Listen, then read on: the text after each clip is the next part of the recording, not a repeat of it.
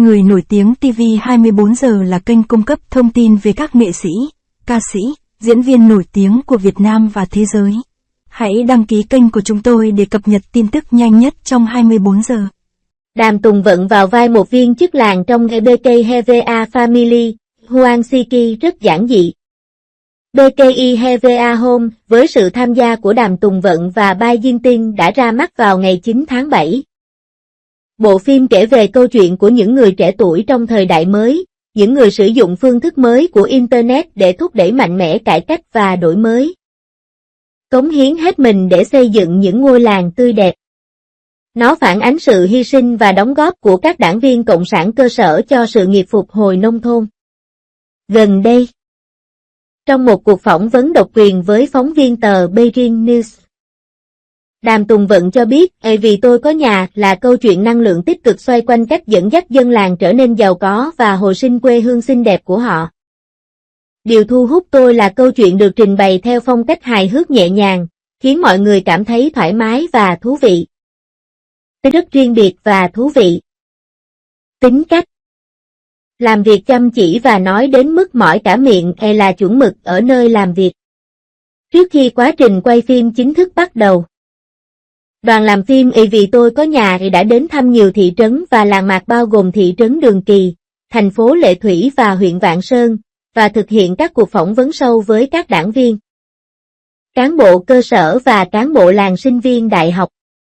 Đàm Tùng Vận, người vào vai viên chức làng sinh viên Hoàng Tư Kỳ trong vở kịch, đã có cuộc trao đổi chi tiết về công việc cụ thể và những khó khăn thường ngày của viên chức làng. Đồng thời đặt ra một số câu hỏi như phải làm gì nếu dân làng không hợp tác và công việc không thể tiến triển. Nói nhiều mệt mỏi là chuyện thường tình trong nghề này. Thường thì muốn thuyết phục dân làng làm gì đó, một lần chắc chắn là không đủ.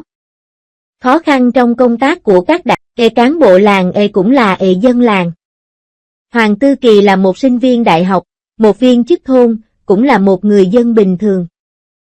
Đối với Đàm Tùng Vận, nắm bắt được mức độ chuyển đổi giữa hai thân phận này cũng là một thách thức trong việc diễn giải nhân vật này.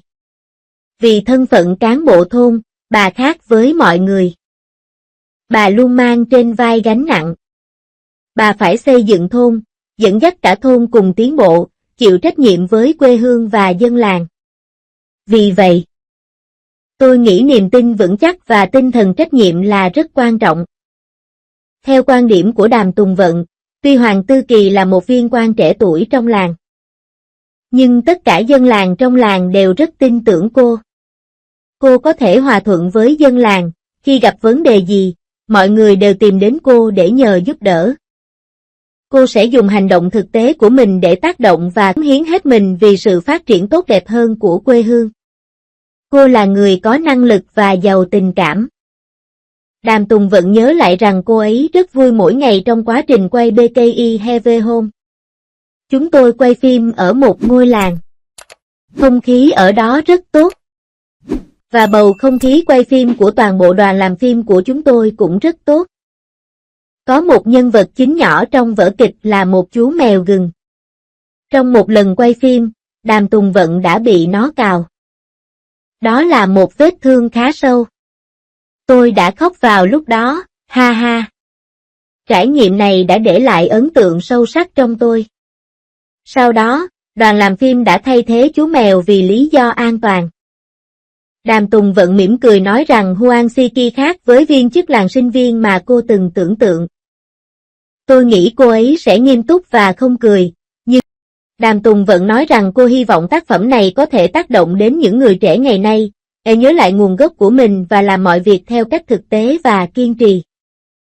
Trên thực tế, cách tiếp cận này chính là hiện thân hoàn hảo của hai từ đó. Thời trang cái gọi là thời trang không gì khác hơn là hành động khuếch đại vô hạn khí chất và sự quyến rũ của bản thân và thể hiện điều đó với mọi người. Vì vậy, việc lựa chọn trang phục rất quan trọng đối với các cô gái. Một số người sẽ chọn những bộ quần áo thời trang hơn để thể hiện vẻ đẹp thời trang của mình. Trên thực tế, những hành vi và tập quán như vậy tự thân chúng là không thể chấp nhận được. Trước hết, nhiều loại quần áo thời trang hay hợp xu hướng không phù hợp với khí chất của một người. Điều này cũng khiến các cô gái khó có thể thực sự trở nên thời trang. Vì vậy, các cô gái muốn mỹ thời trang của riêng mình.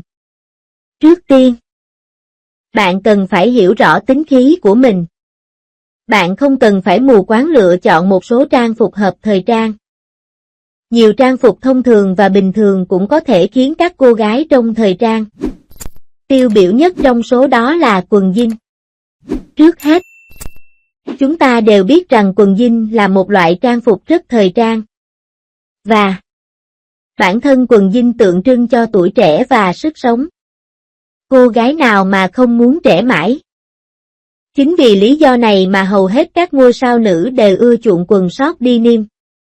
Mọi người đều rất quen thuộc với cô gái xinh đẹp dưới đây. Cô ấy là ngôi sao nữ mà chúng tôi yêu thích, Đàm Tùng Vận. Nói đến cái tên Đàm Tùng Vận, chắc hẳn mọi người đều rất quen thuộc. Dù sao thì Đàm Tùng Vận cũng là một tồn tại cấp độ nữ thần. Thậm chí ngay cả nhiều minh tinh nữ cũng không thể với tới.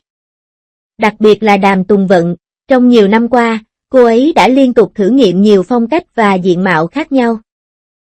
Và mỗi lần thử đều có kết quả vô cùng hoàn hảo. Trên thực tế, những thử thách và thay đổi liên tục của Đàm Tùng Vận chính là một dạng khám phá. Thời trang nhất.